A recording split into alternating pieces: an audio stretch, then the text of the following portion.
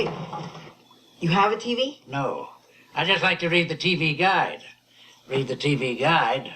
You don't need a TV. Television addict! Television addict! Television addict! Hey everybody, welcome to TV Guidance Counselor. As always, I am Ken Reed, and as always, this is TV Guidance Counselor on to year 8 of the show.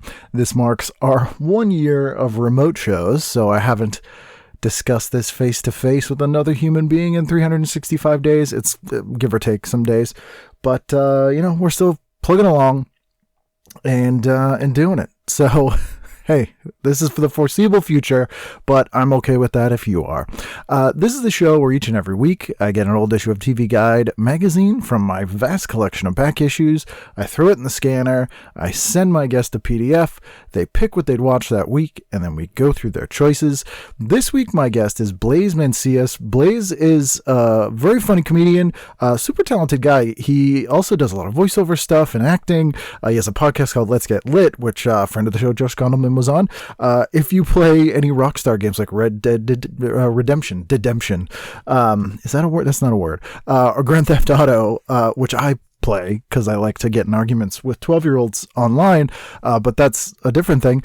He did a lot of the voices in those stuff, especially in Grand Theft Auto. He might be like one of the guys in the street when you're shooting a bunch of people. He might be like, oh fuck. Like that might be him. I don't know exactly what he said, but he does that sort of thing. But he's very funny, and you should check out his podcast as well. Let's Get Lit. This season, which I believe is over, they did War of the Worlds. They're going to do another book next season. It's a cool, fun show. And I recommend it because we're all just sitting around. We have to listen to podcasts, don't we? If you have any guest requests that you'd like to have on the show, you can do so. Just email me at tvguidancecounselor@gmail.com or ken@ikenread.com. Also at TV Guidance and at Kenneth W. Reed and all the social media. If you want to help support the show, you can go to patreon.com/TV Guidance Counselor. Also, I have my TeePublic store back up. So if you go to tpublic.com/user/either Ken Reed or TV Guidance Counselor, there's a TV Guidance Counselor site that has all merch and shirts from the show, as well as sort of stuff from my on hiatus stand-up. If that is of interest to you, I was doing an artist series of TV Guidance Counselor posters for a while. I think we only did 2 or maybe 3. But if you would like me to bring that back, if that's something that would interest you, t-shirts or monthly sort of different artists, because I like to support artists, let me know and we'll bring that back. Otherwise, get yourself something nice. You deserve it. It's been a tough year. Anyway, on to this week's episode. So please sit back, relax, and enjoy this week's episode of TV Guidance Counselor with my guest, Blaze Mancillas. TV is my friend, and it has been always there for me in time of need. Coming to us live via satellite from Manhattan, Blaze Mancillas. How are you, sir? Good. How you doing, Ken? I'm doing all right. It's, as good as one can do currently. Yeah, I feel you. I've been really looking forward to this because this is the only thing I've had to do for the past month. So this is great. So thank you. You're quite welcome. Speaking of the Northeast, it's cold and miserable in addition to everything going on in the world. But you grew up in the Bay Area, right? Yeah, I'm from the Bay Area. I grew up in San Jose. My parents are in San Francisco, but I've been out here in New York City for like 11 years now. That seems like quite a culture shock, or at least an environmental one. Yeah, I mean, I'll be honest with you, I like the people in New York a lot better. The people in the Bay Area are just, you know what? They're passive aggressive. Like no one ever tells you how they're actually feeling, and New Yorkers tell you exactly how they're feeling, and I love that. Oh yeah, the first time having grown up in Boston, the first time I went out to LA, I was like, these people have no defenses. We could just conquer them. Everyone just seems so like, oh, whatever, man. But, I know that they have nefarious plans. Although I know a ton of people from Boston who moved to San Francisco and seem to find it very Boston-like, so that was strange. Really? Yeah. I don't know what that was about. I wonder what that is. I mean, I love San Francisco, and it's a great comedy town, and the cool thing for me is like I didn't do comedy growing up out there, so going back, having started comedy in New York, is really fun to see like this whole other world of San Francisco that I didn't even like know about. Right. But it's a great comedy town. Would you hang out in San Francisco when you were growing up?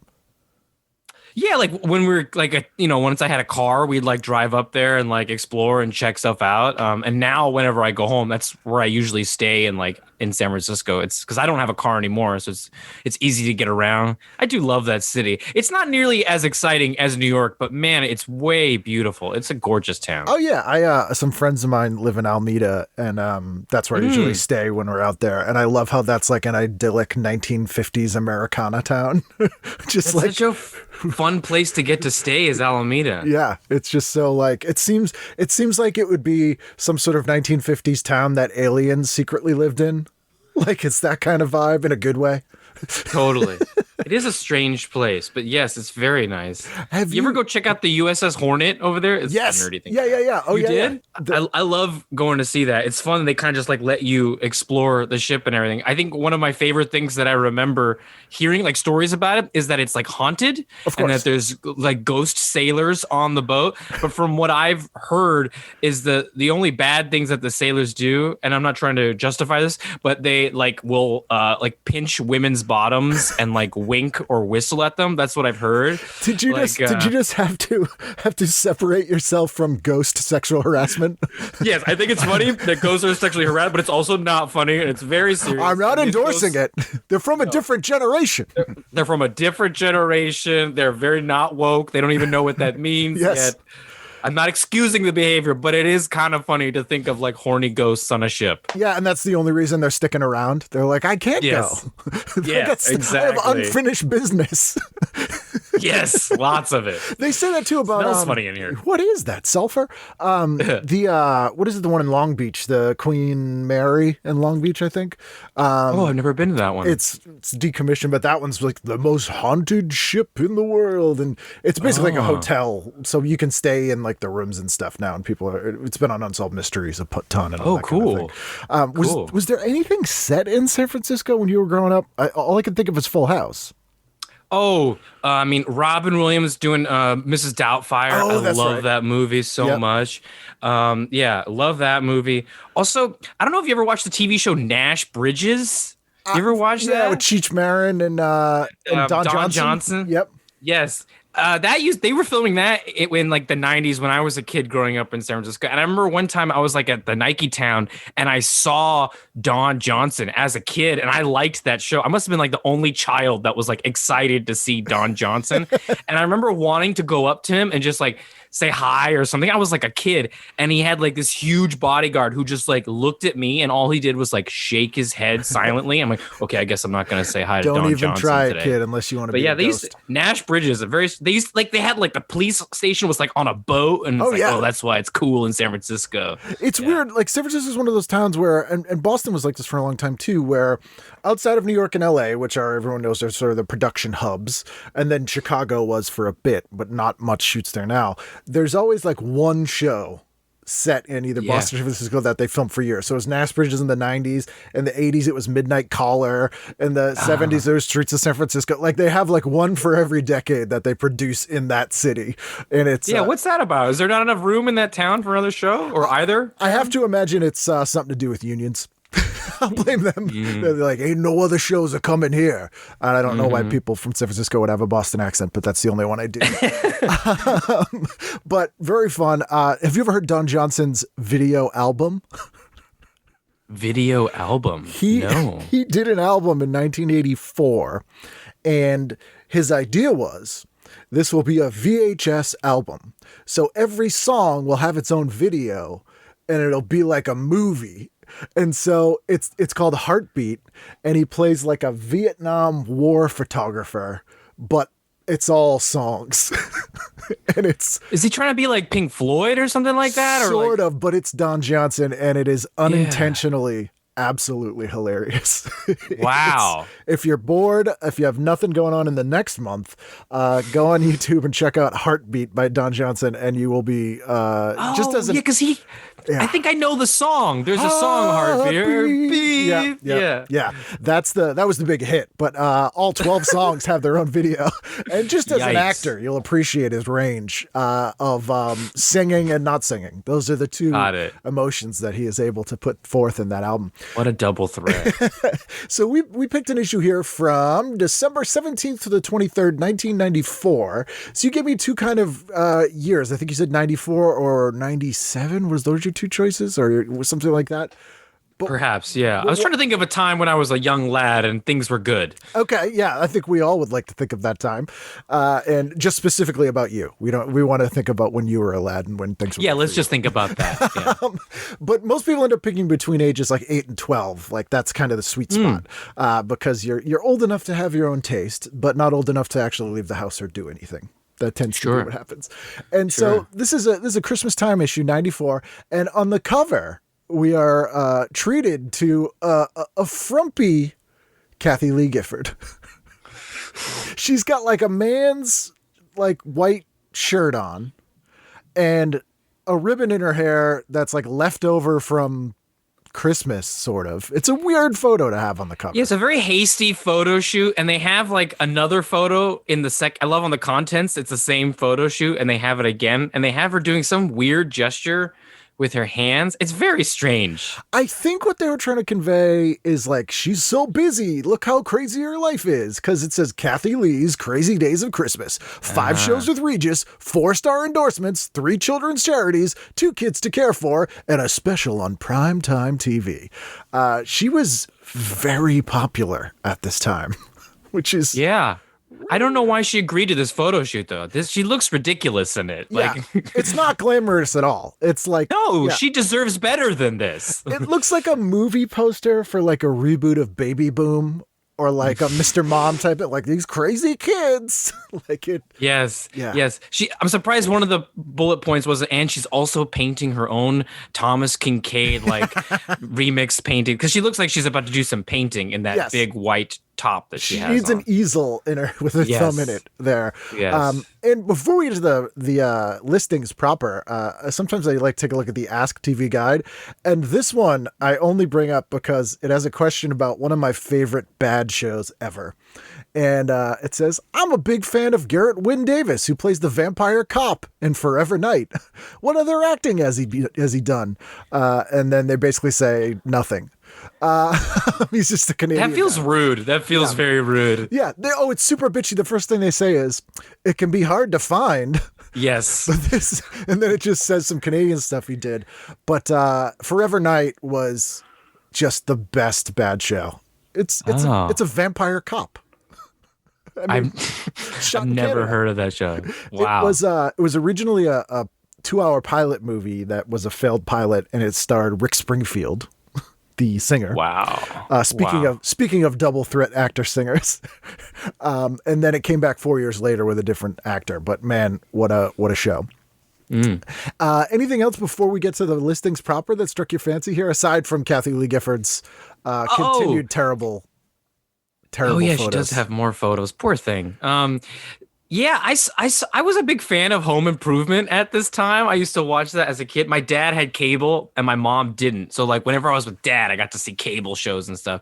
I watched Home Improvement and I saw there was like a little blurb about Dave Chappelle being like the new kid in town, which felt weird for them to say and weird to see. It made me feel old. New kid Chappelle. Yeah, it feels like vaguely racist, but I had no idea that Dave Chappelle made like a quick appearance with Jim Brewer on Home Improvement and that they had like a spin-off show because of that didn't really work out. Yeah, I had no idea. Which worked out for them. Like, could you imagine if they did this like really bad Home Improvement spin-off for like 4 years and then he never did the Chappelle show or anything like that? Seriously. But yeah, I had to YouTube. I went on YouTube and checked out this Home Improvement episode with Dave Chappelle and Jim Brewer, and it was very cute.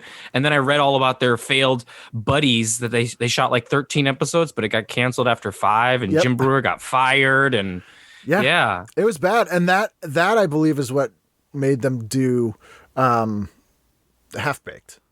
Yeah. I think and that was crazy to me. That was like before Half Baked, because I was just trying to put myself in their position, and I would have thought, well, that was my chance and I missed it. Like we fucked up. That was our chance to like get famous, and we're never going to get another chance like that again. We had our own sitcom. Yeah. That's it. We peaked. But I believe that's how they met. And then when that got canceled, they got together and wrote Half Baked, I believe. Good for them. Which is kind of good. So that show brought us some good things. The backdoor pilot that Home Improvement showed. And there's an article in here about Bill Maher, politically I saw correct, that too. which is, my God, I forgot how big that show was, and various things. One funny thing here is that they, speaking of Boston, they're talking about the movie Blown Away, which was about IRA terrorist played by Tommy Lee Jones, and they shot it here. And there's a picture of one of the explosions of a bomb truck. And I went and I watched them film this that day. Oh, cool. Really? Yeah, which is super weird. The photo here, I remember seeing this because they blew this truck up 4 or 5 times.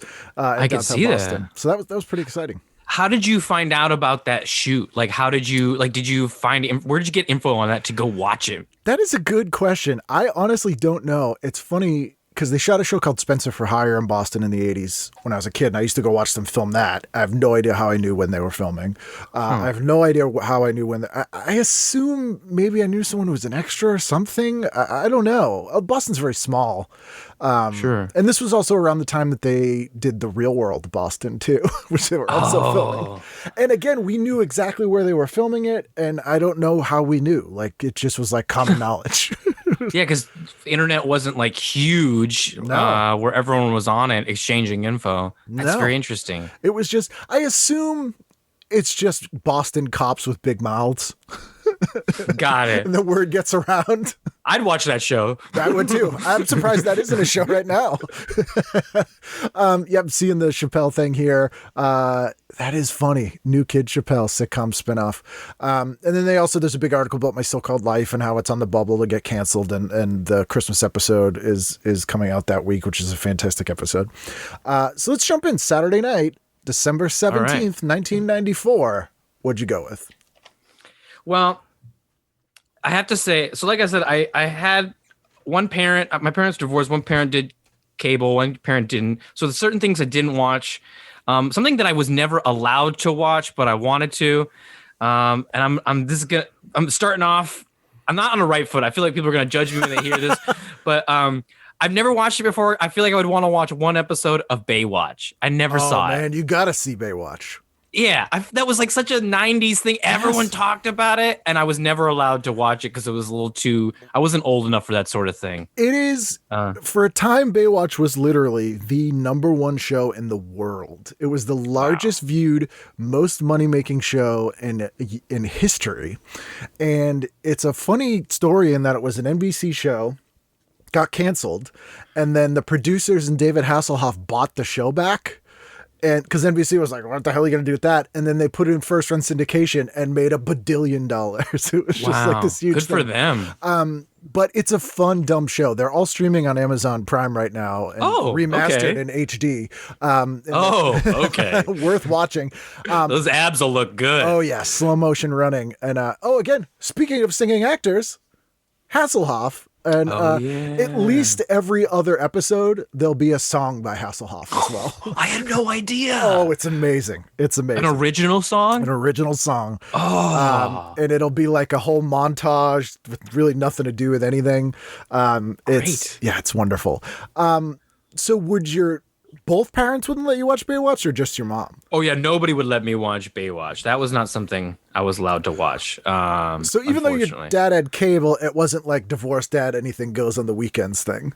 I don't know. He would let me watch James Bond with every James Bond movie, which is basically worse because people are getting killed and there's sex. But for some reason, Baywatch was one of those things that dad never let me watch. I don't know why. That probably falls into the rule of my kids can't watch anything unless it's something I also want to watch. Yeah, maybe. Which is usually the rule. My dad didn't watch it, but he watched Deep Space Nine, so I'd watch that or something. Oh, nice. You know? With Avery Brooks, who was in that show, Spencer for Hire, that shot in Boston. So Baywatch is something I absolutely watched every weekend. But even at the time, I knew that it was stupid. Sure. It was just... And this episode is the Christmas episode, and it is a two-parter, first of all. Oh. Second of all, it features little people who turn out to actually be Santa's elves. Oh. There's a kidnapping. There's an impromptu snowball fight on the beach. there's a scene where these elves chase down a guy who was trying to kidnap this kid. It's a whole long story, but they beat the shit out of him, and then they make him eat sand. Whoa. That's pretty exciting. But I highly, if you're going to watch one Baywatch episode, the Christmas two-parter, well worth it. That was intense. I want to see that. I want to see this guy get tortured and have to eat sand. Yeah. That sounds very unpleasant. It's very weird in this like wacky episode. And then they're like, they just beat him up and they're like, yeah, eat it. Which is just some weird writer's kink, I'm sure. Yes.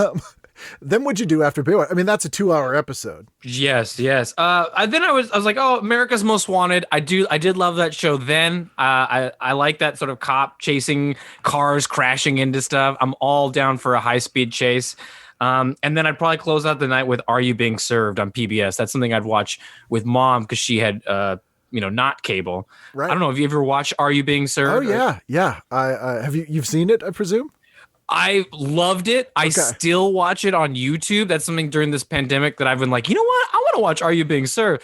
I love that show so much. Such great physical comedy. I don't think I got I don't think I got half the jokes because like every other joke is just like double entendre. Mm-hmm.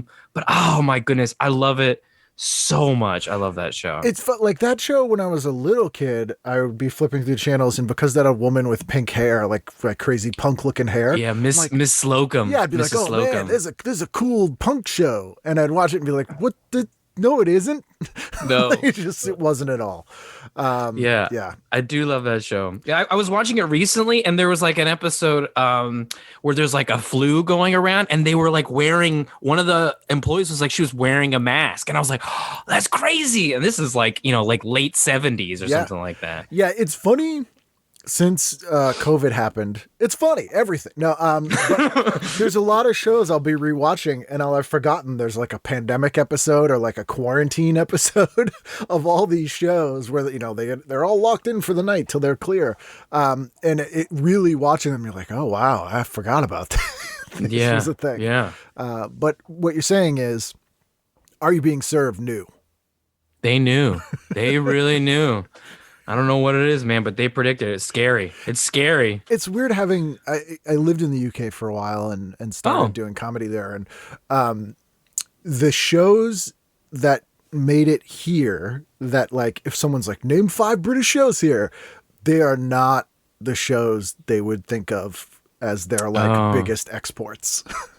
So like Keeping Up with Appearances is not like a big favorite out in the UK. I mean, people know it and they like know Benny Hill, but they're not like, yeah, those are our finest achievements. I guess it'd be like if you went there and they're like, oh, we love American shows. We absolutely love Grace Under Fire. Yeah. Where it's like, it's fine, but just not the most popular thing. You're like, what a random show. Interesting. Like, anything else on Saturday? That's all I had for Saturday. That's all I had. You did pass by an ad for the Bradford Exchange selling a beautiful commemorative plate entitled A Wake-Up Call Might Be in Order. It's catnap, and it shows a cat sleeping in a bird feeder, and it is only 2 monthly installments of $14.95 plus Yikes. shipping. So that's a little under $40 for this plate.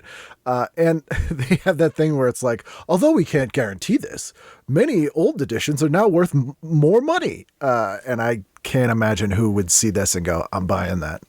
I also don't understand why it's limit 1 plate per order. If someone wants to order like 30 of these, just let them fork over the money. Why not? People hoarding those things. You'll have the scalpers selling them on the secondary market. Jeez. Yeah. Have you ever bought a commemorative plate? I feel like I've bought a commemorative coin. Like when I was a kid, or my grandma got one for me. I feel like I would see ads for like this coin is, and I like wanted one of those coins. I have like a small coin collection, like in the books and stuff. So I've definitely like either I bought it or I coaxed my grandma to buy me like a $20 commemorative coin. I have no idea where it is. No, of course not. What it was. Yeah. And I did not set this up in any way, but that reminds me, and the listener can't see this, but I just happen to have next to me this, which is a Magnum PI Hollywood commemorative plate. Commemorative plate. It is numbered. This is plate number 1,805. I don't know of how many, but yeah. How many easy payments did it require? This required one easy payment of $1.99 at the thrift store. But Nice. I imagine that somebody paid probably $40 for this. Reading the back is hilarious to me because it says a series produced for a period of 90 firing days, then closed forever. Like Forever. This is my kid's going to college with this thing. That is amazing. Yeah, I don't have, I didn't want to do stand-up merch, and I know a lot of stand-ups do, and I was like, oh, I should do something stupid at least, or funny, and I was like, I'm going to get commemorative plates, but they were kind of pricey. Because it's no dumber than most other weird tchotchkes people sell. Sure. Absolutely. Yeah, and to your point, if you can only buy one, like, how are you supposed to have a whole setting for, like, Christmas or Thanksgiving? I don't understand. Yeah. And I wonder if there's somebody that eats off their commemorative plate. Is that a no-no? Is that taboo? I'm sure they probably died of some sort of poisoning at this point. Yeah, it's made out of lead. Yeah. Yeah. There's lead paint. Yeah, I'm pretty sure it says don't eat off this. Now I have to check. Yes, it actually says, this is a quote, caution, a decorative accessory, not to be used for food consumption. Oh my goodness. Like, why did they even think of a plate? Like, let's make a commemorative version of a thing and make sure it's unusable as the thing it is. I don't understand. Like, oh yeah, why couldn't it just be a painting? Why does it have to be a functional piece of flatware, you know? But that is not usable. Like, not even in an emergency. Like, if there's an apocalypse and all your plates are destroyed and you only have one plate, you can't even use it. Like, can we get a commemorative fire extinguisher and you keep it in your apartment? But it's not for use. It's just a display Just for fire display. extinguisher. This collector's EpiPen is not for use if people are having a problem. Yeah. Yes. Man. What would be, if you had one piece of non-traditional merchandise, what would you have? What would be the blaze? Man, okay, just because it's embarrassing and I had to, we've all been working from home, or many of us haven't, or at least spending a lot of time sitting at home. And so I made a very geriatric and embarrassing purchase, and I'll show you, but the listeners won't see. But I have this cushion. Oh, Comfy Life. It's a Comfy Life seat cushion. It's very great for sitting on a metal stool during podcasts. So I think I would get like a commemorative seat cushion. Can't sit on it though. It's not for sitting. Would it be like your face? I think my face would be perfect. Okay. People have the thought of like, oh, I guess I'm gonna put my butt on his face. But yeah.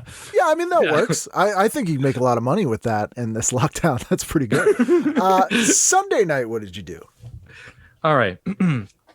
Sunday night, I definitely watched The Simpsons. That was something I enjoyed watching as a kid. Mom would watch Simpsons with me. Dad would not watch Simpsons with me. That's too low, too blue for Dad. Oh, it was too. He was like, I can't handle this. Nah, he didn't like that sort of stuff. Yeah. So Simpsons, I loved. Also, like Life with Louie, I saw that was on there. Yeah, like Louie Anderson, and it made me think about other animated comedian shows from that time. And so, like, in addition to Life with Louie, which I think I watched back then, and I would love to revisit now. But I also loved watching Bobby's World. Yep, Howie Mandel.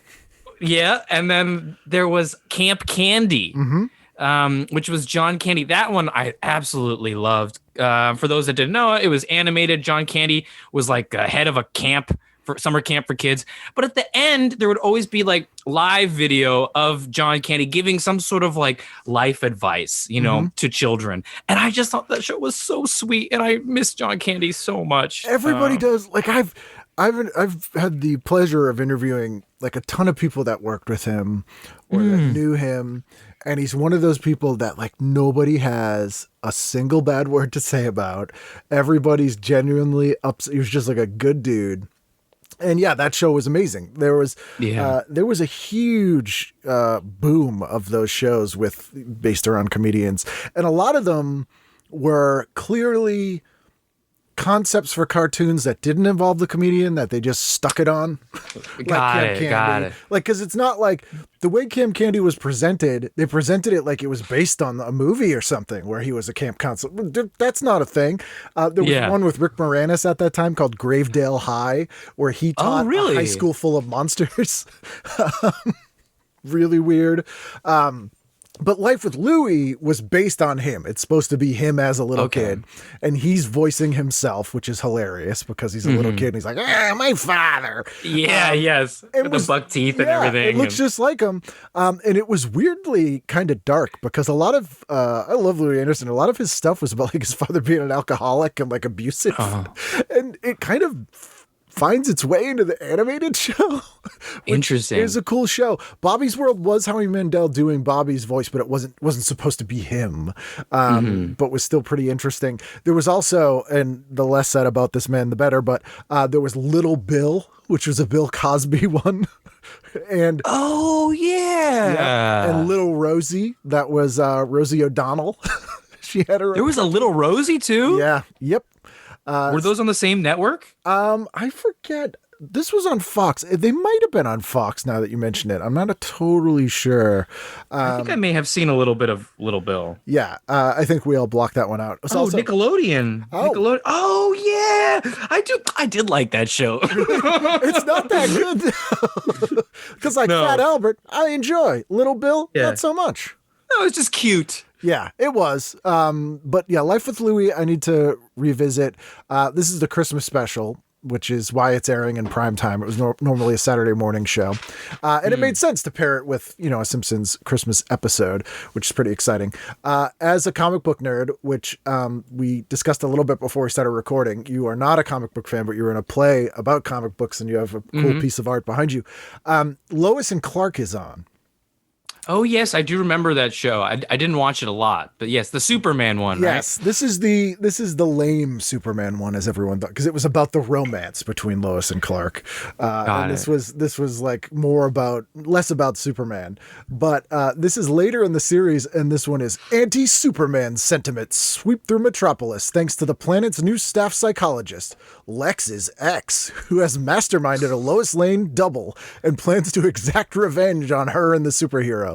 That makes this episode sound way more exciting than it is. That's why you don't go to therapy. Yeah, exactly. They will make a double. And then they will kill your superhero career. Yeah, yes. That show is not beloved. And with the whole resurgence of comic book stuff, has not really been rediscovered. Like, no one's binging Lois and Clark in lockdown. No, it was on for a while though, wasn't it? It was huge. It was a massive hit.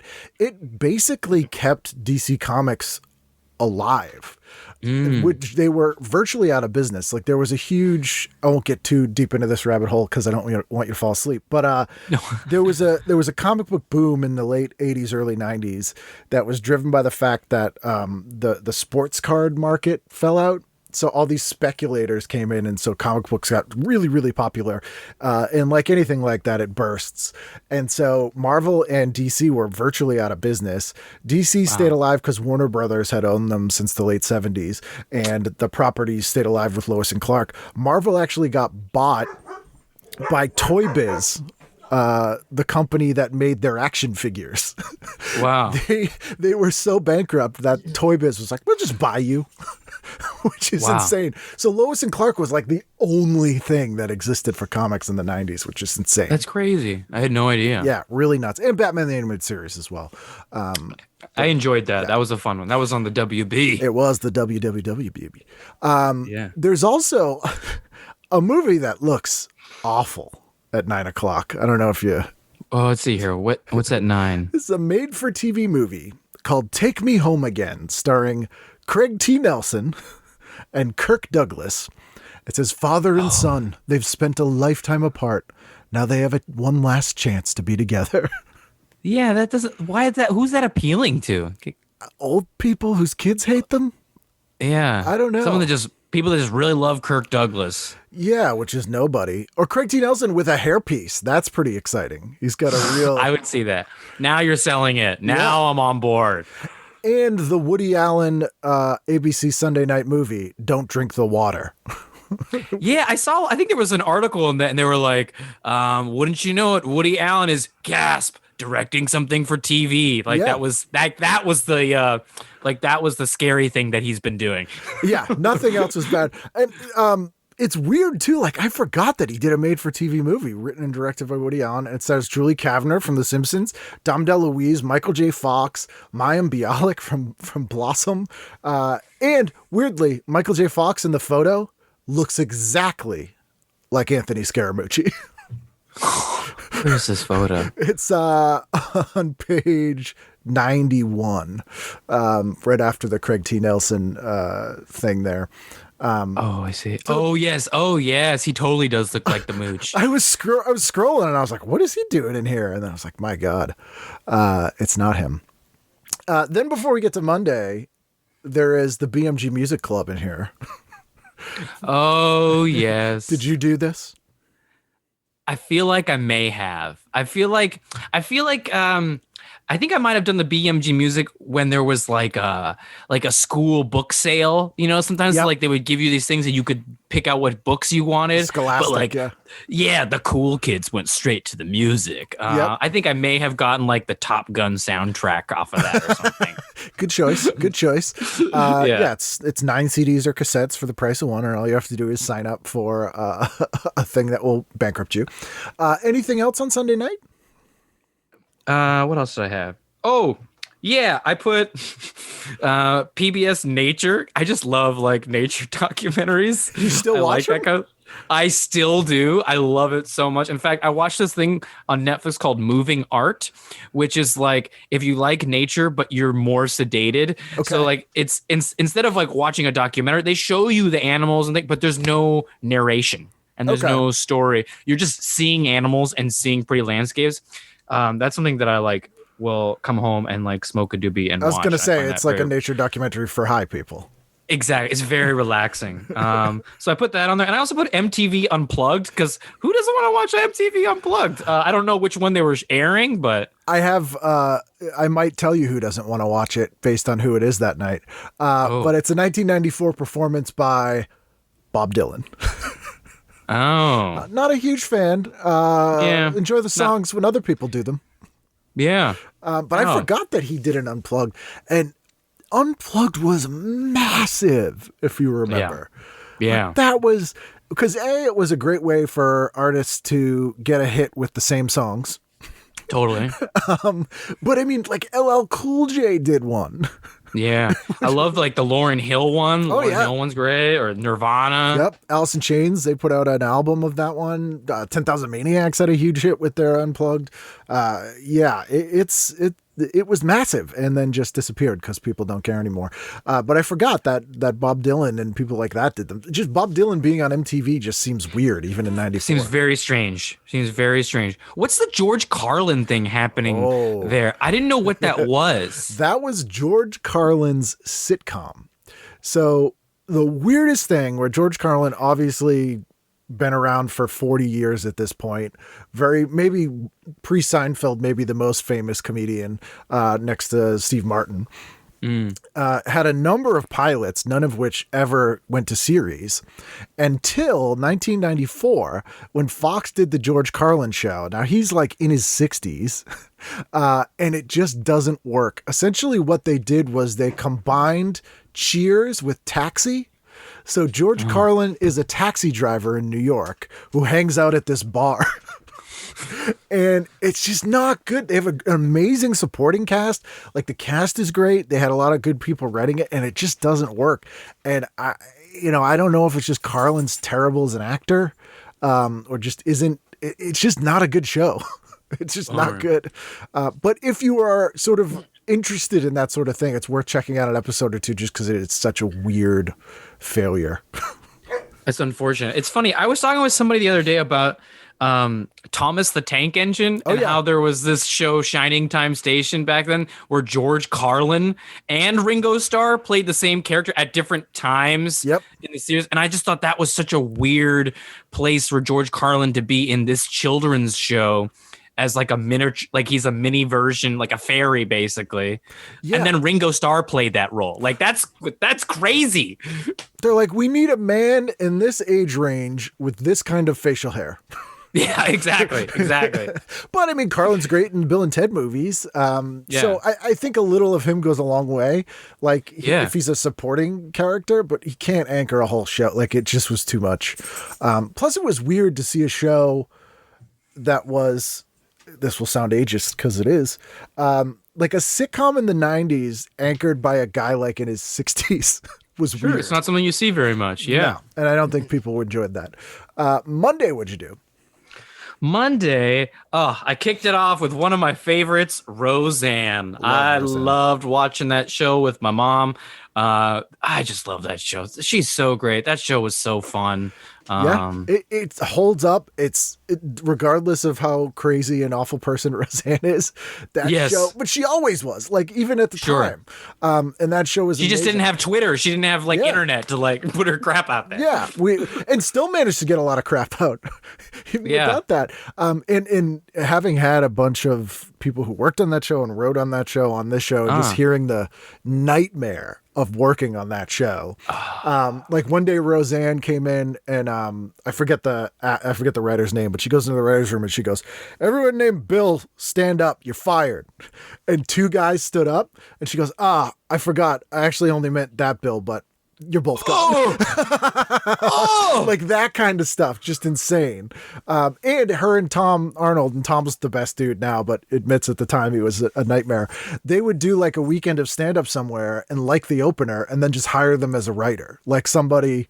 Oh, wow. So they'd show up on Monday and there'd be like 10 new writers in the room who never did anything. And so the head writer would be like, "What do we do? What's happening?" Oh my goodness. Yeah. Then there's the infamous story of a guy they hired who had worked there for like 5 years, never said a word, like didn't write anything. He was just some stand-up they knew from one show.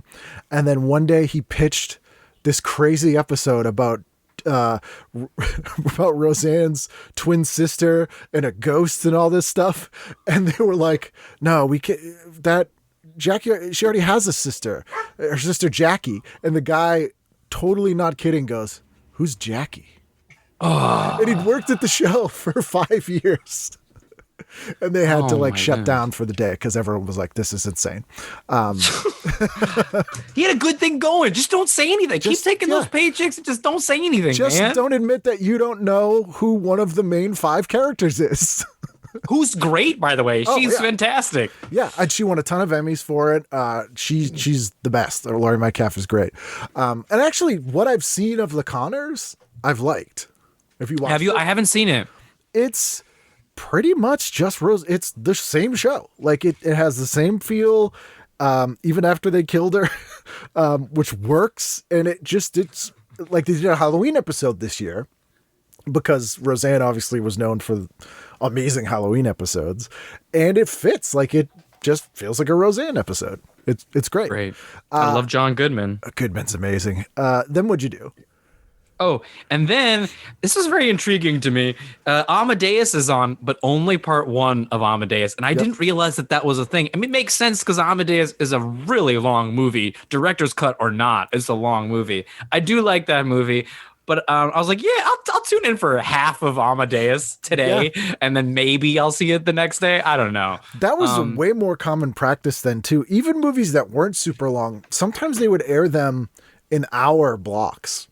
So they were the first hour one night and the second hour the second night. I guess just they didn't have a lot of programming, but longer movies, they would air them in multiple parts. And if we were talking to someone younger than us, they would think that was probably the craziest thing they'd ever heard, I imagine.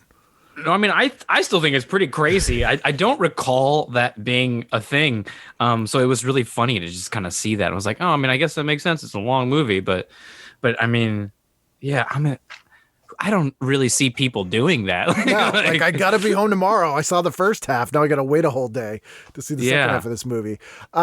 There's a really weird Beverly Hills 90210 Christmas special on that night at 9:00. Oh, really? I never saw that show. I never really watched weird? it either. No, it's not. I didn't watch it either. Okay. But I recognize that it was a massive phenomenon. Totally. And that's why this struck me as really odd in that, whatever, people have Christmas episode. That's not that weird. But this one isn't, it's an episode of 90210, but it's not an episode of 90210. This is Go Home with the Cast of 90210 for a behind-the-scenes look at how they celebrate the holidays. Oh. How weird is that? Weird. That is weird. Like, just, they never did this before. Like, any scripted show you watch, you tune in for the Christmas episode, and it's just a documentary about the actors having Christmas at home. That's so... And then they just go to each person's house? Is that what they did? That's what it says, yeah. It's just let's go to their house and they celebrate Christmas. Now, presumably, obviously, this could not have been shot at Christmas because... Sure. So, not only is it not a scripted episode of the show, but it's also like a fake them celebrating Christmas. I wonder if they had like fake family members, like if they cast, like if they just did it, like, you know, now I need on a to soundstage. I need to see that because this is also aside from things like the real world, this is pre-reality TV. So that was really bizarre to do that. But maybe they were innovators. That's pretty exciting. Yeah. There's also Katharine Hepburn's last role is in a world premiere movie called One Christmas. A family is brought together by the magic of Christmas. I feel so bad for Katharine Hepburn. Yeah. She's a great actress. And then like, that's her I think in this, they said her swan song or something. Like, it's definitely not her swan song. Everyone remembers her for One Christmas. That's what always comes up. It's her, Henry Winkler, and Swoosie Kurtz in this particular episode. Man. I haven't seen Amadeus since it came out. F. Murray Abraham's terrifying as that. It's a good movie, but it's long. I don't recommend the director's cut. As a movie that I've seen a few times, the director's cut is just more footage of the plays and the operas that he staged, and like that's it. Like I don't need more of that. Yeah, like you could get that on its own. Yes. Anything else on Monday? That's all I had for Monday. That's all I had. Fair enough. Tuesday night. I don't know why I said that like I was Papagino. A Tuesday night, December the 19th, the 20th. What are you watching? So Tuesday night, I had Roseanne again. I had Nova because I just love me learning some nature stuff.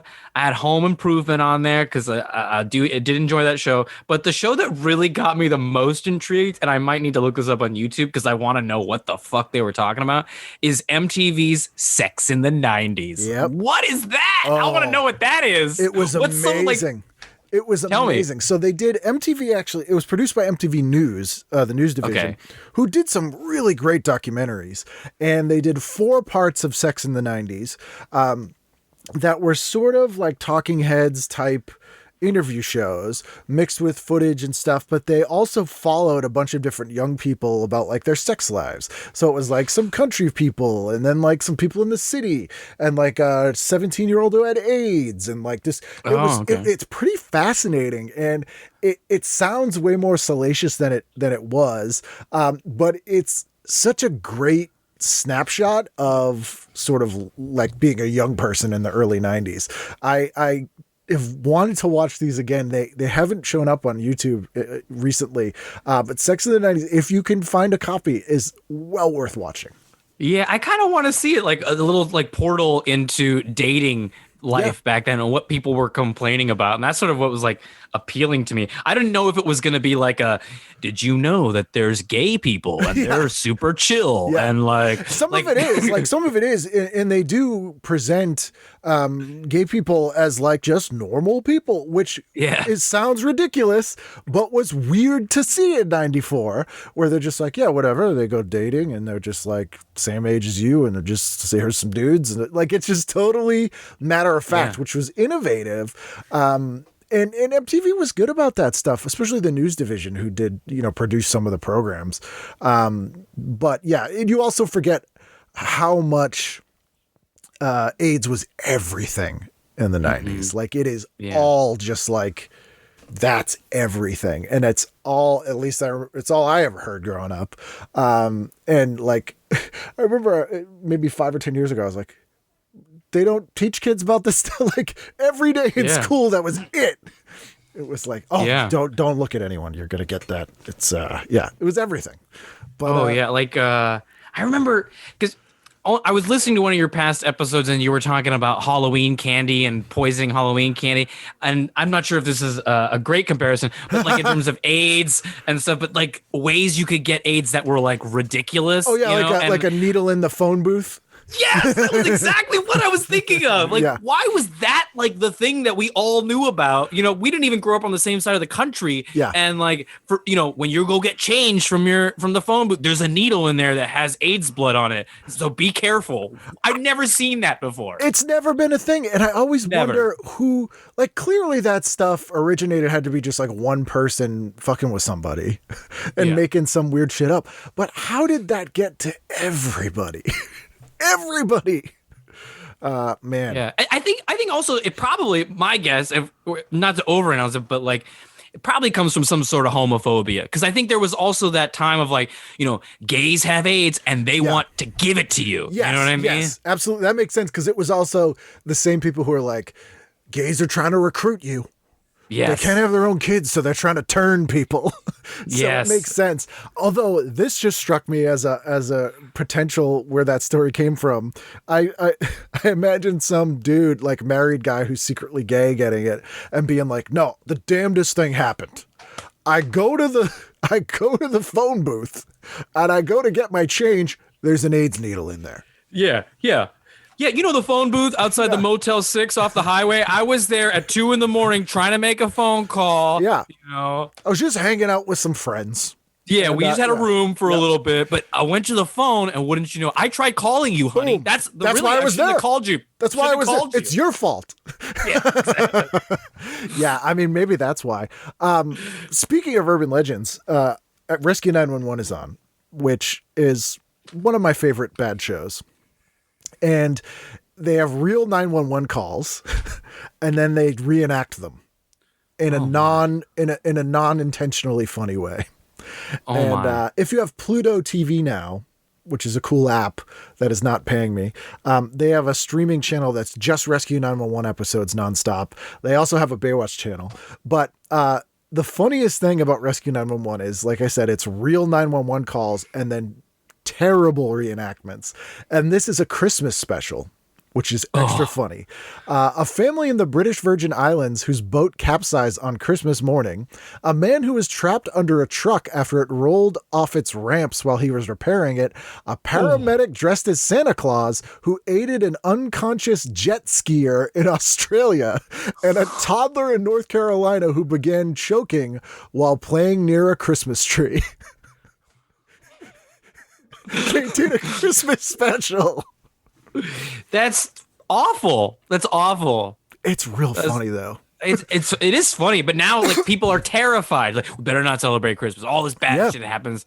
Get away from the tree. You're gonna choke on it. There's an amazing one, because they did more than one Christmas special on Rescue 911, which is extra funny. And there's a lot of those on YouTube, but there's one where this kid is choking in a car, and a guy dressed as Santa Claus comes running out of nowhere and does the Heimlich maneuver and saves him.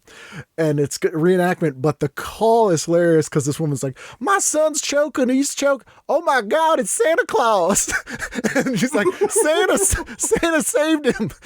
And it's just like the weirdest thing. It's like, okay, lady, you're crazy. Yeah. All right? Yeah. And then, I need to watch that tonight again. I wish they did other like holiday episodes, like now Rescue 911 Valentine's Day. Watch as this guy gets stabbed with the thorn from the roses he bought his girlfriend. They did do one, and I've not been able to find footage of this, but I distinctly remember watching it, and other people have corroborated this. But there was a guy alone in a hotel hot tub, and he stuck his penis in the jet, and it got stuck. He called 911, and so they had the real call of this guy being like, "I'm stuck in here." And they're like, "What do you mean you're stuck in the tub, sir? What do you mean?" "I'm stuck in the hot tub." And like then they reenact it. It's amazing. Also amazing that he was able to get to the phone while still being stuck in the tub. I don't know. What an awesome hotel room he booked. Yeah. I mean, they had like one of those white courtesy phones. That's what they're for. Again, if not for the call, sounds like the damnedest thing happened. I'll tell you what that is. I was in the hot tub, right? Freak accident. Yeah. Freak accident. Yeah. Totally nothing to do with me. Anything else on Tuesday? I think that's all I had for Tuesday. That is a good lineup. The John Larroquette show is also on, which I loved. This is the season 2 opener, which is when the show got not as good. Super dark show after Night Court. John Larroquette played a recovering alcoholic who the only job he can get is the manager of a bus station at night. And it's just sad and funny and weird. And then season 2, they made it like in the daytime and took all the things that made it interesting about that. Sex in the 90s. Now I have the listing here. Young adults talk about the pain of romantic breakups, included a woman whose fiance called off their wedding and a dance student who plots revenge against her ex-boyfriend. Oh, wow. That's fun. That's pretty exciting. Yeah. Wednesday, what'd you do as we approach Christmas? We're December 21st.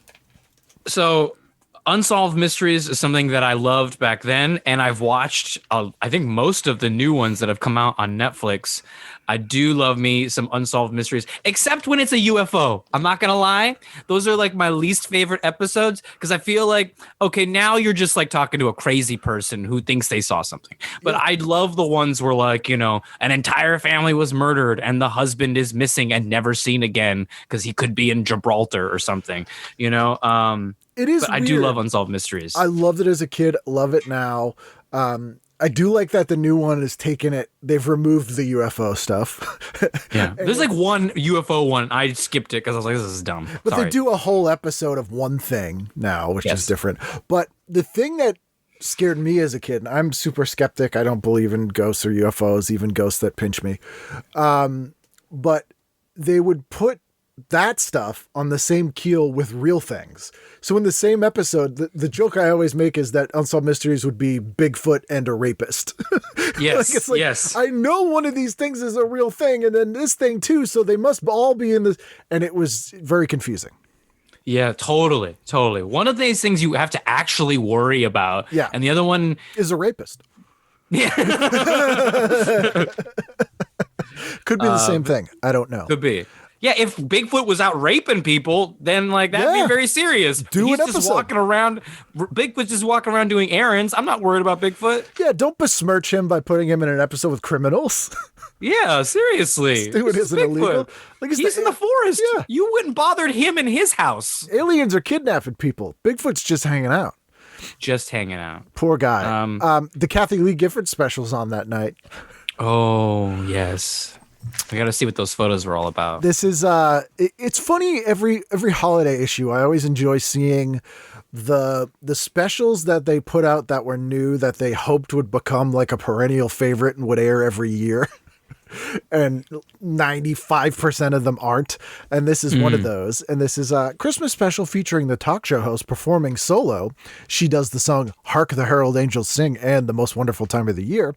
And duets with Regis Philbin and Vanessa Williams. Okay. All right. Get a little okay there.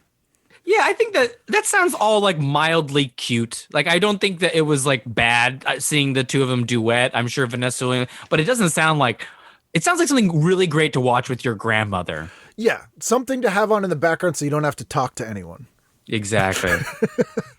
And then obviously to continue the MTV news thing, the Year in Rock was on that night, which was amazing. I loved MTV Week in Rock, and every year they do like a roundup of the whole year, hour-long special.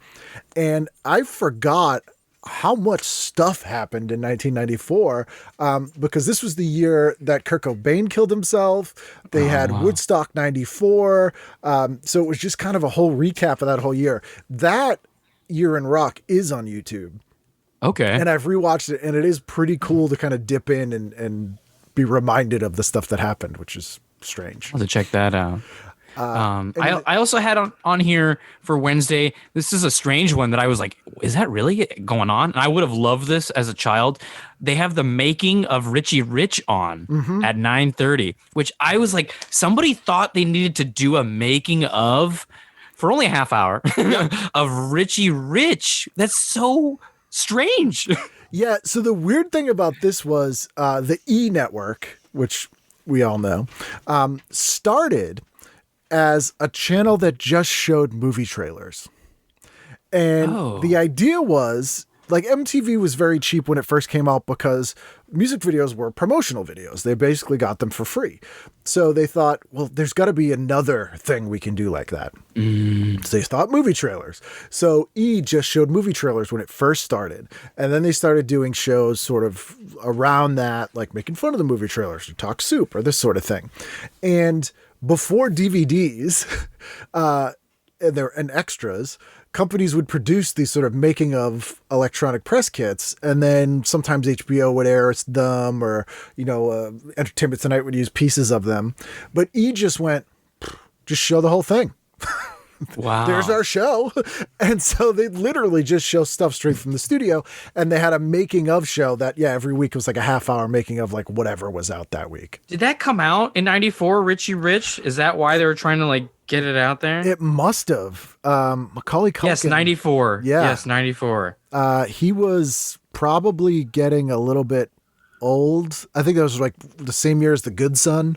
Hadn't reinvented himself yet. I've never seen the Richie Rich movie. You haven't? No. It's kind of like what every little boy wants. Okay. His house is essentially like a mall. Like there's a McDonald's in it, and they play with Nerf guns, and they like do laser tag, and they do like every like thing that you've ever wanted to do in the house as a kid, you get to do. It's like a fun house. But see, I would, instead of going, this is great, I love seeing this kid live my dreams, I would watch it and go, fuck this prick. But that just might be me. I think from what I recall, he was portrayed as like not like a spoiled brat. He was like very generous, and would have like all his friends over, and was really, really good. It's from what I remember of like sharing like the wealth. So maybe you're like, oh, I got to meet Macaulay Culkin one day and be his friend. Yeah. I mean, fine line there. That's difficult to have that work. Thursday, or December 22nd, we're getting closer to Christmas. What did you do? So I wanted to change it up, and man, it was such a great time for the NBA back then. And I was like, Suns at Rockets, that's gotta be. And I was like, I gotta watch that because it's like Charles Barkley and Hakeem Olajuwon. So I put that on there, and I would also put that I'd be flipping between that and Bullets at Warriors because I love the Warriors. I think they had like Mullen and Hardaway at that time, and I don't know if Manute Bol was playing for the Bullets at that time. I can't remember. Was Manute Bol like the tallest basketball player ever? Yeah, he was like a really, really tall dude. I think he's from like the Sudan. And at one time, he was on the same team. Like him and Muggsy Bogues, who was like the shortest player in the league, they were both on the Bullets for a period of time. And there's some great like photos of them like standing next to each other in uniform and stuff. But yeah, Manute Bol was like this really tall, lanky dude. He's like 9 feet tall. Like he was like circus tall. Yeah, like maybe close to 8 feet. I can't recall, but his son is like in the NBA now. Bol. He's like a young kid who just entered the NBA. His name is also Bol. I believe it's Bolbol. Okay.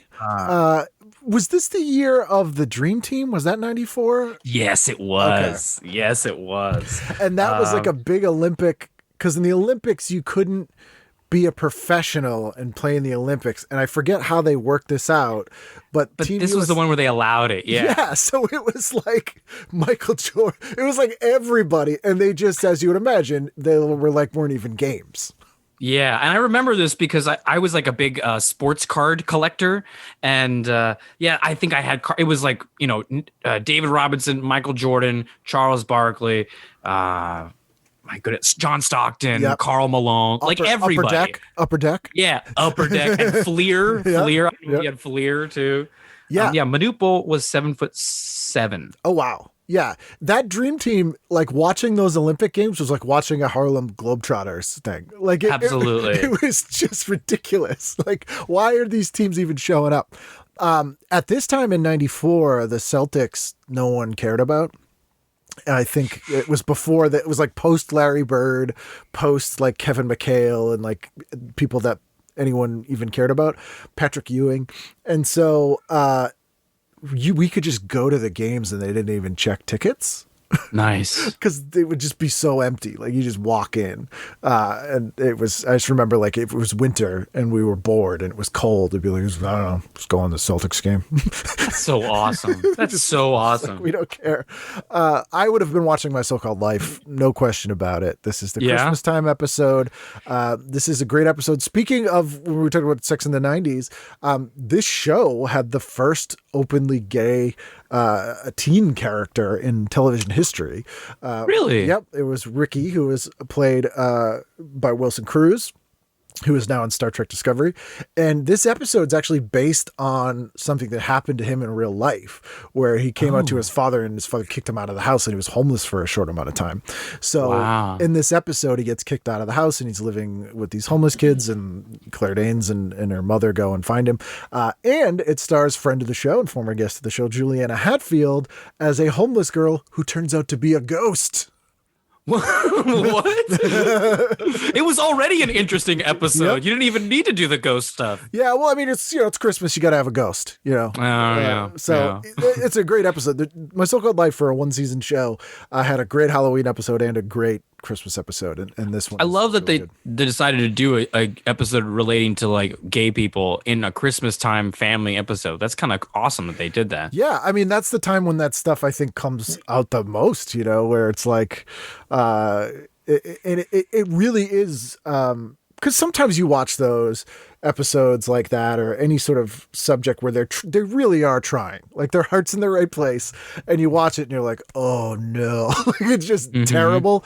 This one is just really well done. And I think it's because, like I said, like the writers talked to Wilson Cruz. I think he was 17 or 16 at this time, and basically just took what happened to him and his real experience, and it comes across that way. I mean, that show in general was like everything to me anyway. Sounds like they made a right decision in talking to him, and cool on him for being like open and wanting to like put that story out there. Because I can imagine some actors might be like, man, it's a little too close to home. Like this makes me uncomfortable or whatever. So that's really cool that he wanted to do that. Yeah. Especially actors who were like, there were so many actors at that time who didn't want anyone to know they were gay because of the stigma generally, but also because they're like, they'll only cast me as gay people. Sure. So even for that practical thing, that's true. They were like, we can't do it, which is silly. But you would think of like, I don't want to just play this one kind of role. I can do all kinds of things. But have you ever watched My So-Called Life? No, I've never seen it. Oh man. I think I'm a little older than you, but this was 94. The characters in the show were 14, 15. I was 14, 15. Oh. It takes place in a suburb of Pittsburgh that felt like where I grew up in Boston. And it just was like watching that show. It's like watching being 15. It's like eerily accurate. That's kind of how I feel currently. I don't know if you've watched the show Pen 15 on Amazon. Yes. I'm like the same age as those ladies in 7th grade, and I'm like, oh man, it's a lot of nostalgia. Feels good. A lot of feels. But a lot of like PTSD. Sure. Yeah. Oh yeah. A friend of mine went to the middle school in the Valley where they actually shoot that show. Oh, and cool. So she's like, I can't watch it because like the stuff going on is already like, oh my God, I forgot about that in high school. And it's in the actual location that they went to high school, wow, which is pretty strange. That is weird and intense. Yes. You passed up Opryland's Country Christmas. Oh my goodness. I'm so sorry. I got distracted by Sunset Rockets. I could flip back and maybe check out some of that. What is that? So the best thing is the NBA ad is on the same page as the Opryland's Country Christmas. So you just see these two things against each other, but it says, from line dancing Santas to the world's largest nativity scene, country's biggest stars reinvent Christmas into a rousing, rollicking musical celebration. It just looks like the whitest, awful, terrible thing. It really is nicely juxtaposed to that NBA ad with the very psychedelic, like, Thursday nights just got bigger. With like paint spray and like extreme, like it looks like a cherry Coke can, like it's a whole thing. And then the Country Christmas. It does look like a cherry Coke can.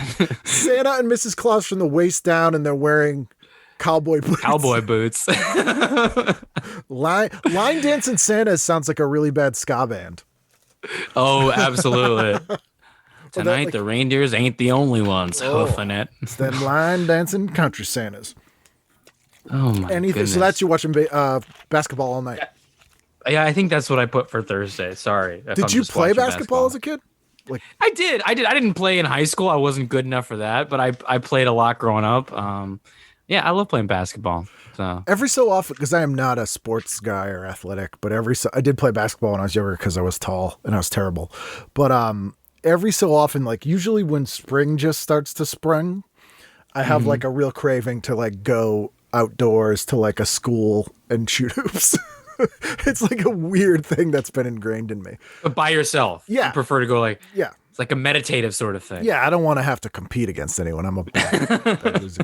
I have played a good amount of pickup basketball in New York City, and I have to say, man, nothing makes me feel more useless than like I've on a number of occasions lost to like 15-year-old children. Oh, yeah. In public. Yeah. And they rub it in.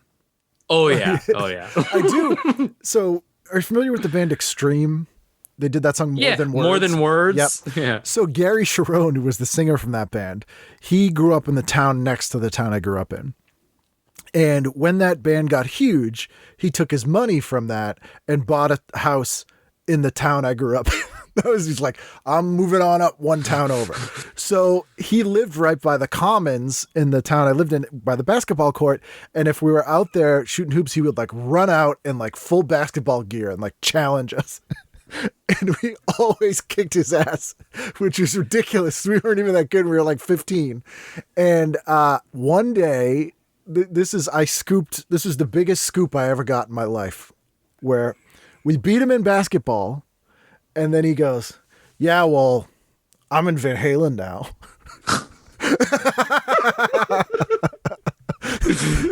Oh my god! How petty is this guy? And he's not a bad lonely. guy, but at the time, that was what he liked to do. And we were like, okay, dude. And you know what? He wasn't Van Halen.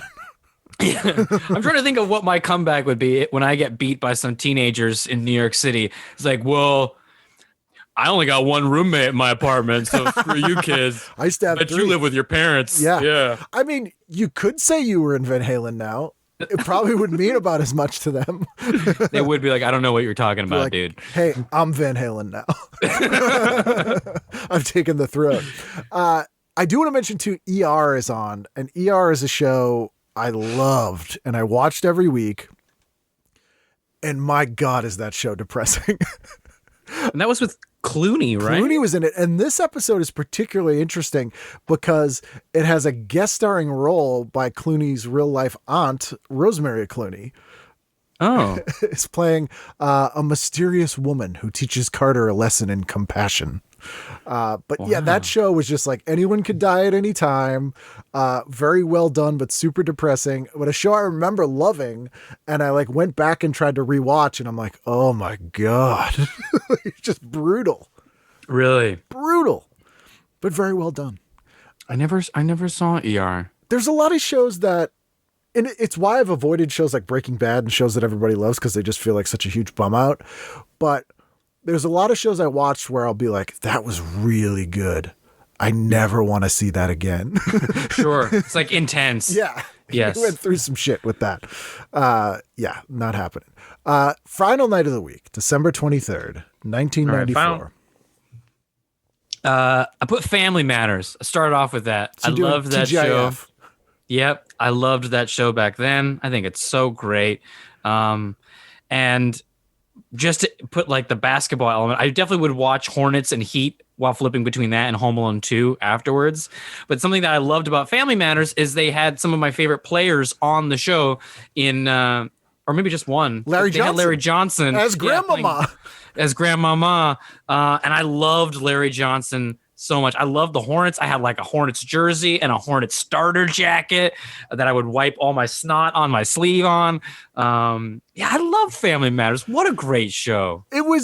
At this point, it was like the rock in the TGIF lineup. It was like the longest running show there.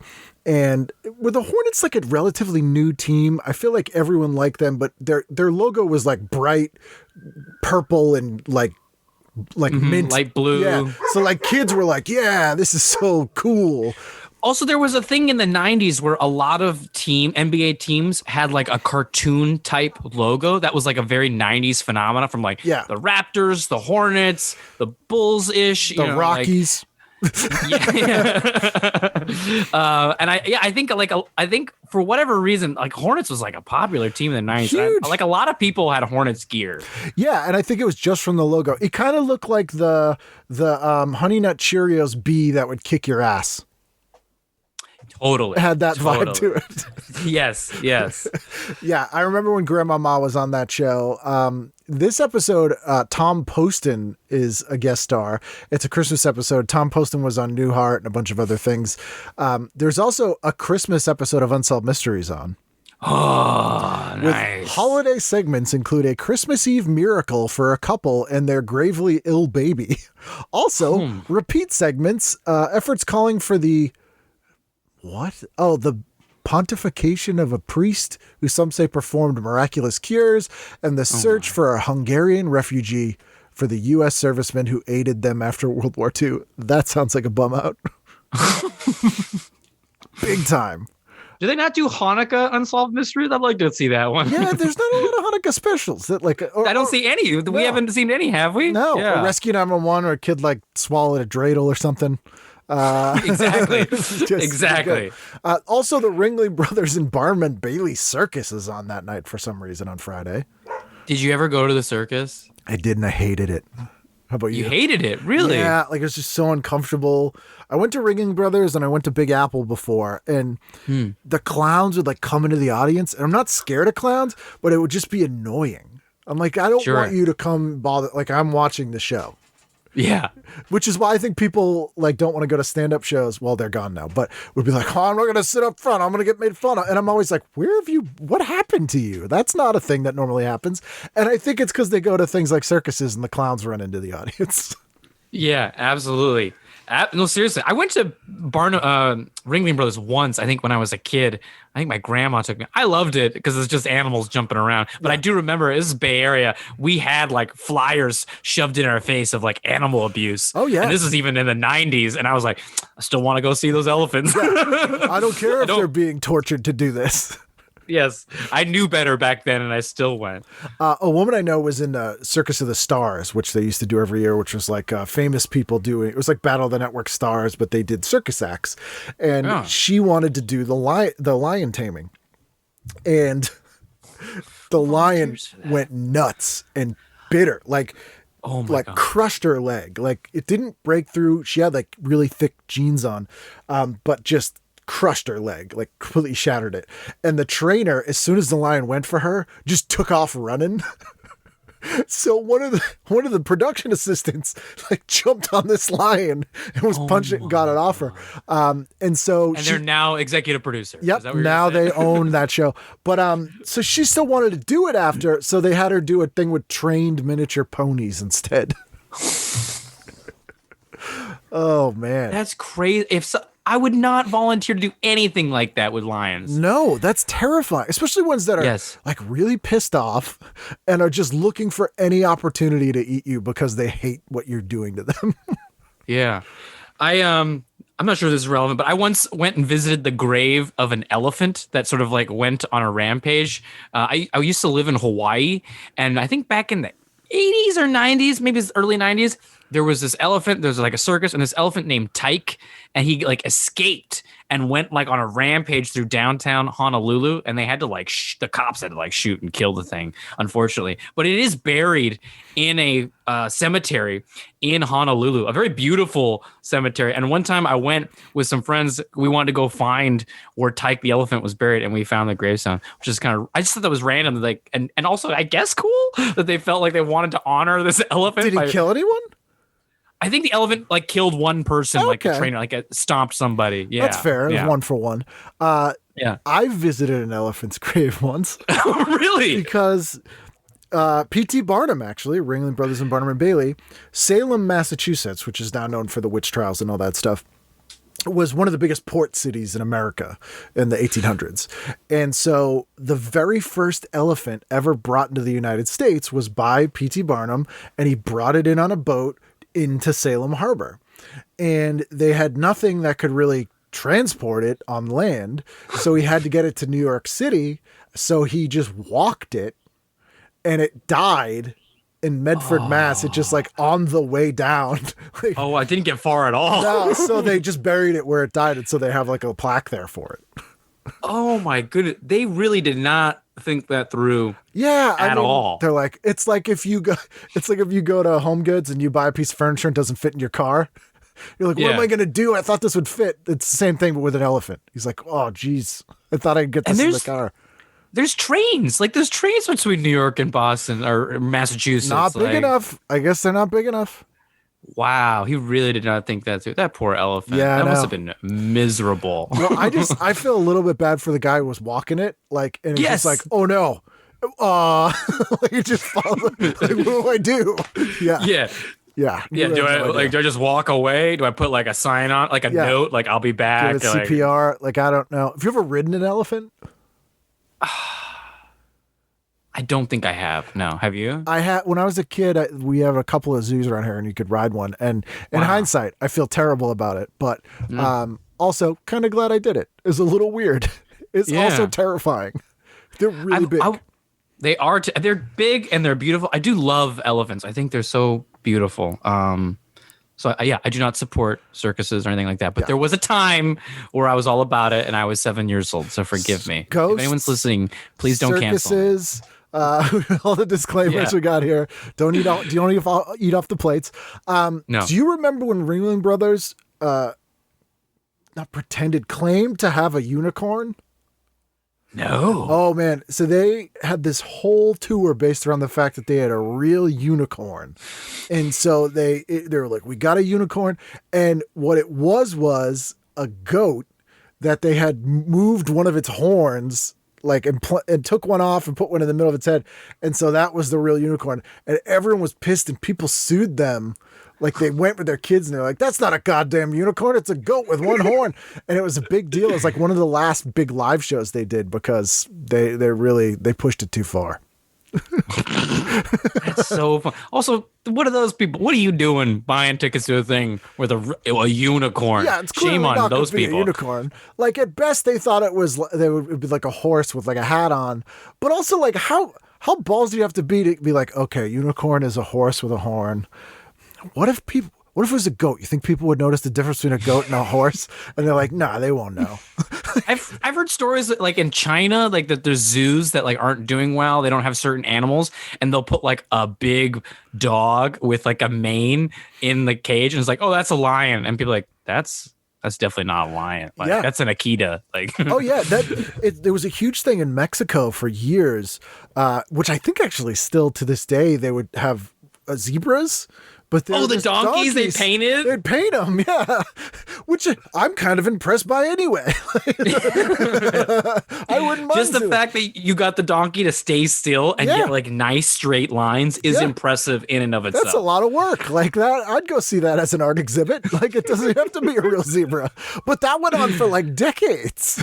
Oh, yes. I remember going to Tijuana with like my dad as a kid, and I think we probably got a picture in front of a donkey with zebra stripes. Like, zebra striped donkey. Yeah, that's cool.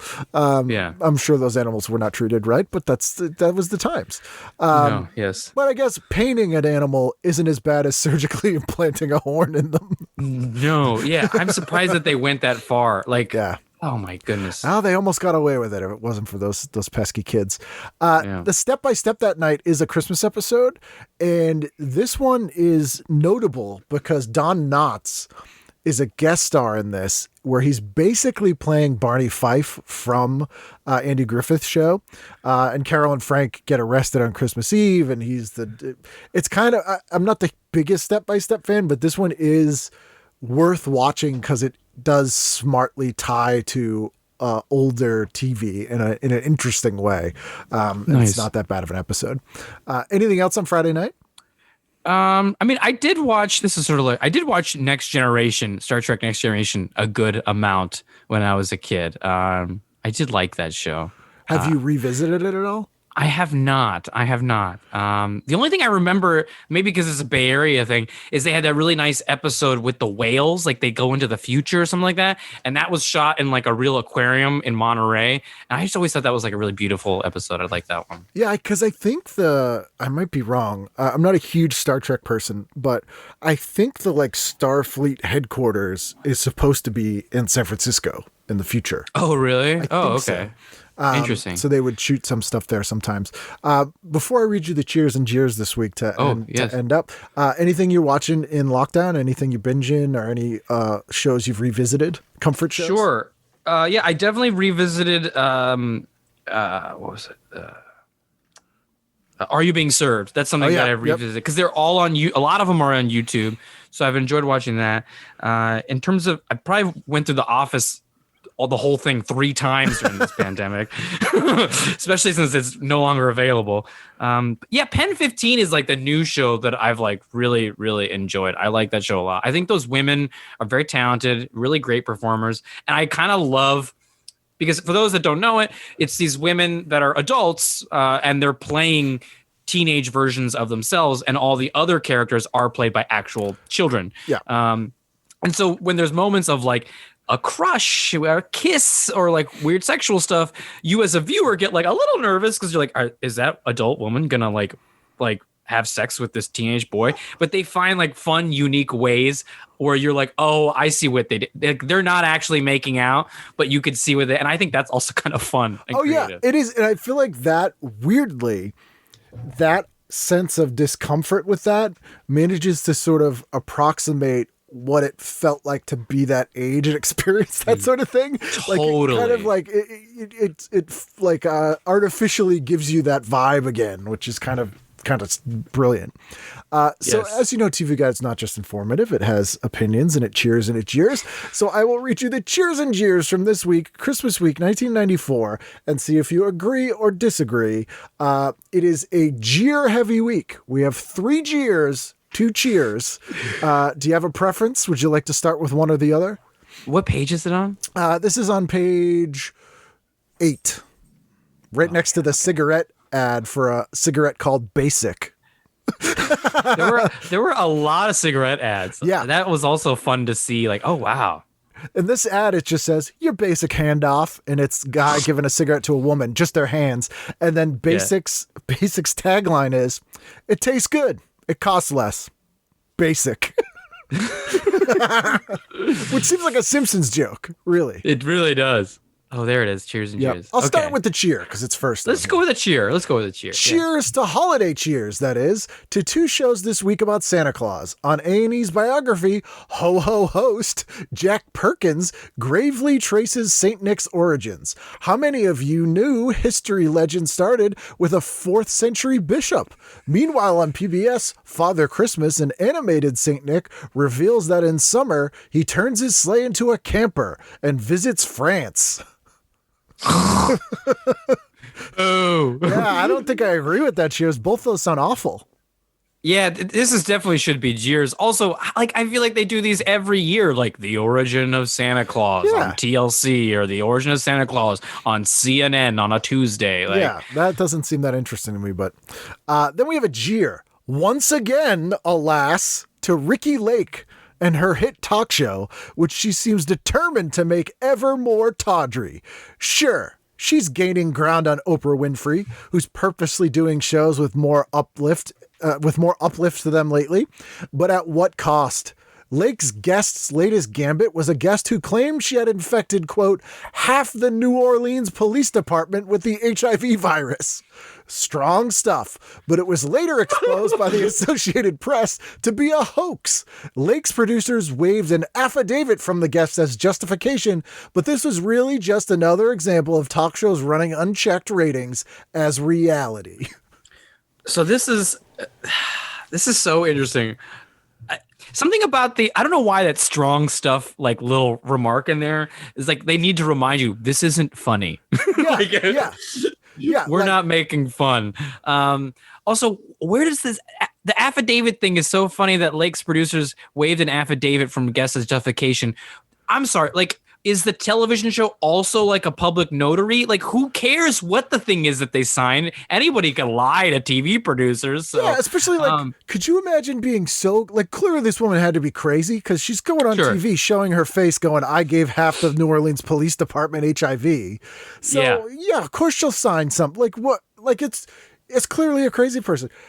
I also don't fault Ricky Lake for doing this. I know it's like it's not so great, but you know what? If the woman wants to come on the show and talk about it, man, that's the place for crazy people. Exactly. Is these talk shows? Is Ricky Lake? If that's a real story, that's interesting. Yeah. A friend of mine actually lied to get on the Ricky Lake show because he wanted to go visit his friends in New York and didn't want to pay for it. So Ricky Lake was one day, it was like, do you lie to pick up women? You know, call the Ricky Lake. So he just called. He's like, yeah, all the time. So he goes down there and they put a hidden camera on him and he called two girls he knows without the producers knowing and had them go to this bar. And so he went and hit on them. And, it was hilarious. Like he goes in and he tells them he's in a Cars cover band called the Boston Traffic and like all this stuff. And he's wearing like a white suit and then he leaves with them.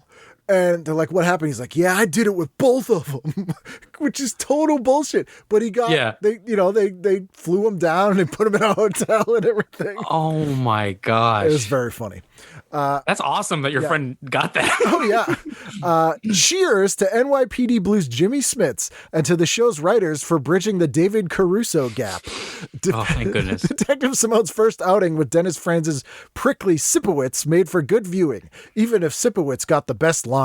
Still, so far, Smits fits.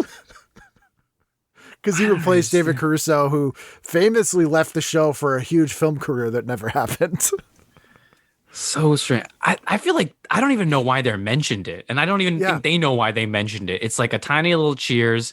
It's like, yeah, you know, Jimmy Smits, he's doing all right. But no one was worried that Jimmy Smits was going to do poorly. You know, he's like a talented actor. Yeah, he just came off LA Law. Like, he's doing okay. Like, we're not... this seems like this week they had so many jeers. They were like, we need something. Anything. Yeah. It's Christmas, guys. Come on. He's like, I don't know. Jimmy Smith's pretty good on NYPD Blue. You're like, yeah, but he's been on for like 3 months. Who cares? Well, I don't know. It's just like all they have. And then we have two more jeers. Jeers to Comedy Central for pushing the boundaries of taste too far. Usually, we're fans of the channel. It's becoming a real comedy buffet with an irreverence that used to be the trademark of certain Saturday night show. But among its satirical jibes were recent promos that poked fun at Ronald Reagan's Alzheimer's disease. One, for example, called a slate of reruns, quote, great for someone in your condition. Now real comedy always risks offending. Trouble is, there's just nothing droll about a debilitating and deadly disease. We try to be funny without being offensive, says Comedy Central spokesman Tony Fox. This time they failed, but we're still glad there's a place on TV to risk failure. I read this one earlier. This one's very interesting. I love it just because it sort of touches in this sort of cancel culture sort of thing. Except back then, if you didn't like something, it was just like, all right.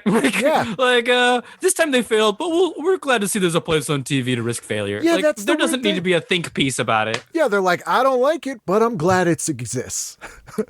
Also, what is the certain Saturday night show that they don't name? Saturday Do you know Night what they're Live. talking about? Yeah, Saturday Night Live. Okay. Oh, yes. Yeah. Okay.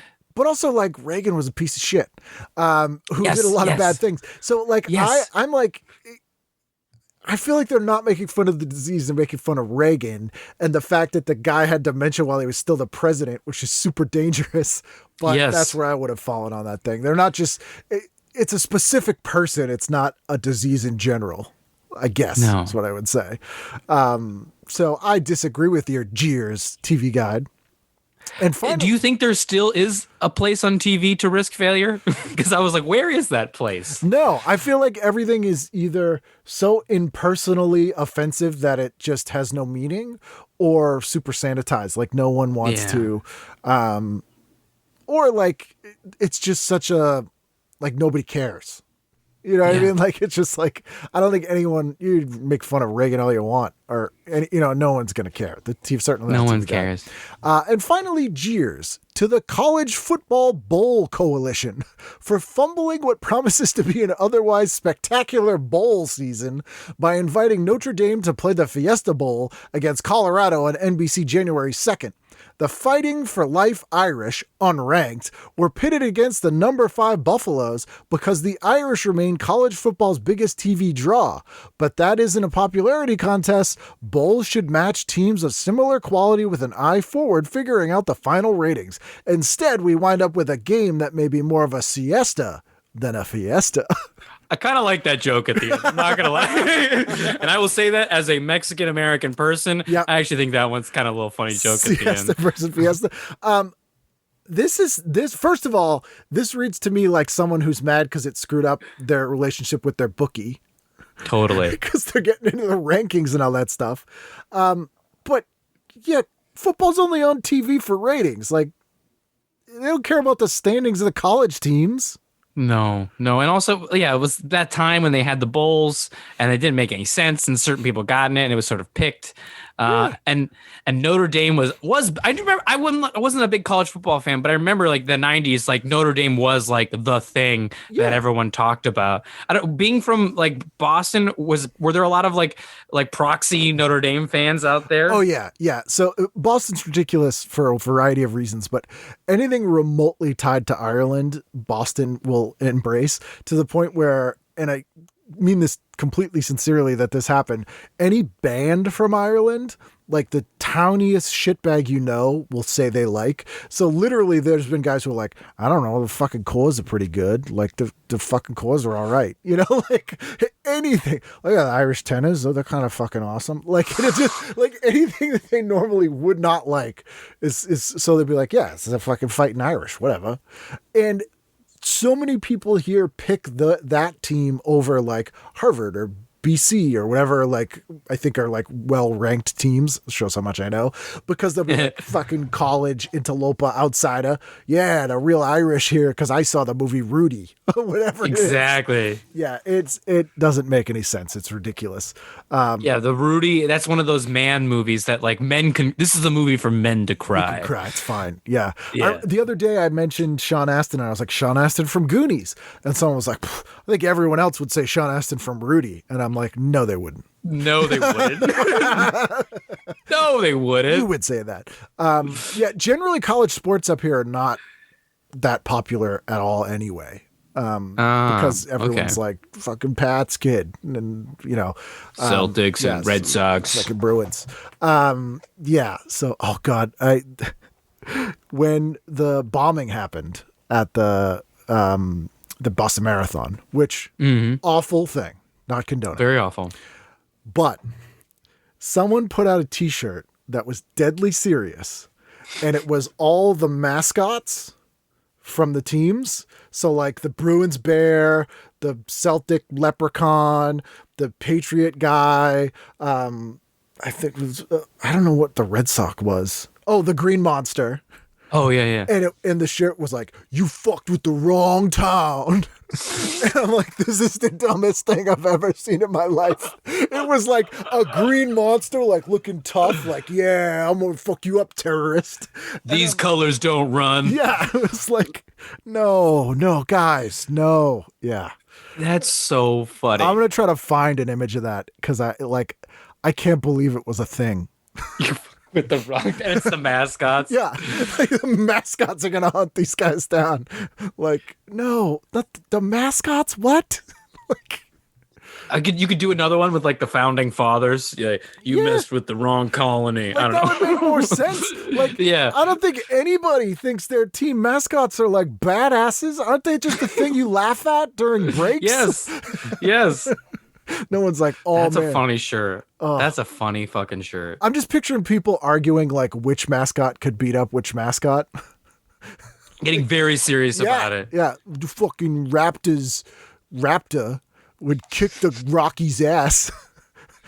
Well, that Bruins bear, man. Once you get him off ice, you tear you Holy up. shit. Yeah, we'll make him fight a fucking bullet or whatever. Yeah, man. He could really throw him back too. I got drunk with that bear Oh, once. that guy is crazy. Whiskey makes him violent. Oh yeah. Yeah. Well, that is the week. Thank you for doing this. Thank you so much. I had no idea that TV guides were so long. Yes, yes, yes. Oh my Yeah. goodness. Well, we didn't have the internet. We had to do something.